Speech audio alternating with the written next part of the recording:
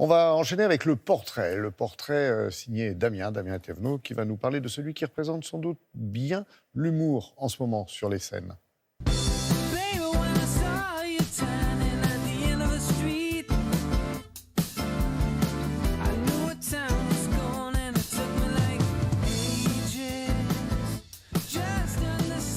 Jamel Tony, c'est une jolie découverte qui a été formée au Jamel Comedy Club. Exactement, Laurent. Bonjour à toutes et à tous. Il s'appelle Tony Saint-Laurent. Et alors, je me mouille dans cette émission. Laurent, moi, il est pour moi l'un de ceux qui me fait... Non, mais je m'engage, voilà. D'accord. Il est l'un de ceux qui me fait le plus rire parmi la nouvelle génération. Il s'appelle Tony Saint-Laurent.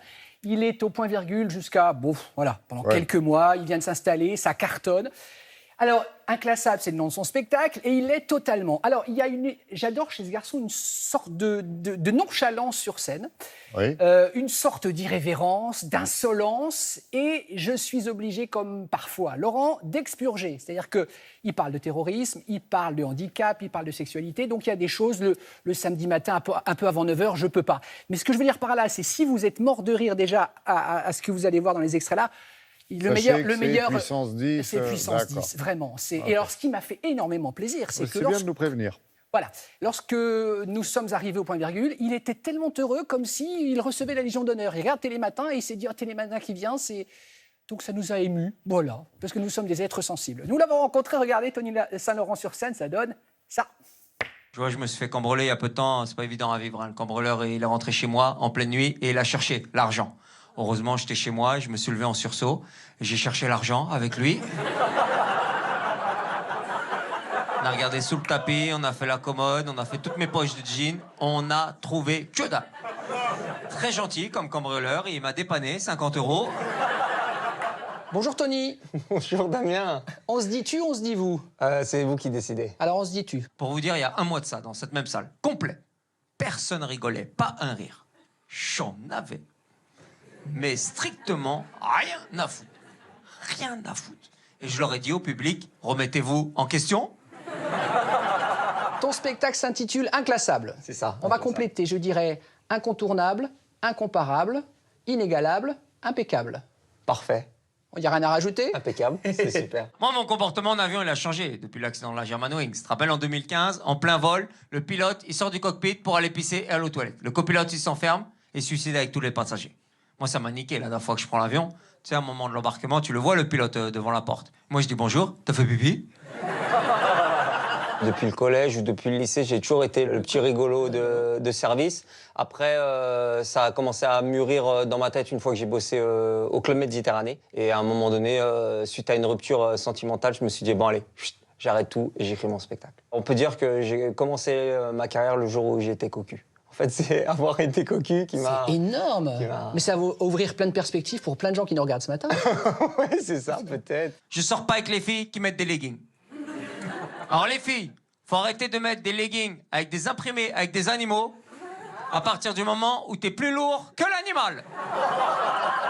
Qui, par exemple, t'a donné envie de faire ce métier? Gad Elmaleh et Florence Foresti. Florence Foresti qui est venue t'applaudir. Ah, c'est fou, ça c'est... Et on m'a même dit qu'on entendait le rire de Madame Foresti dans cette salle. D'avoir quelqu'un qui t'a fait rêver, qui t'a fait rire toute ton adolescence, qui t'a vraiment donné envie de se faire ce métier. Et entendre les rires de cette personne, le rire de Florence Foresti claquer dans toute la salle. J'avais la chair de poule, vraiment. J'étais tellement heureux. J'étais comme un enfant. J'ai vécu une des plus belles soirées de ma vie, vraiment, mais vraiment. Et encore l'autre fois, on est venu me voir à République, un mec d'une association. Il m'a dit, monsieur, faut aider les enfants en Afrique. Je dis, ah bon, qu'est-ce qui se passe? Il m'a dit, bah, à chaque fois, je claque des doigts. Il y a un enfant en Afrique qui meurt de faim. Je dis, bah, arrête de le faire, connard. Est-ce que tu sens qu'il se passe quelque chose en ce moment au niveau de ta carrière? Sincèrement, hein?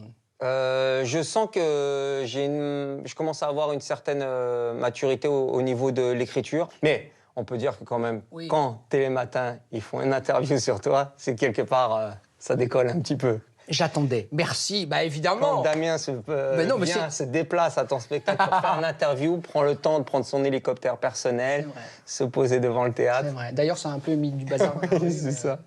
Non, mais en tout cas, on est là parce que évidemment, tu le mérites, bien sûr. J'adore les mains. Et je dois l'admettre, les filles, vous êtes très coquettes avec vos mains. Le vernis à ongles sur les mains, tous les 3 jours, vous le changez.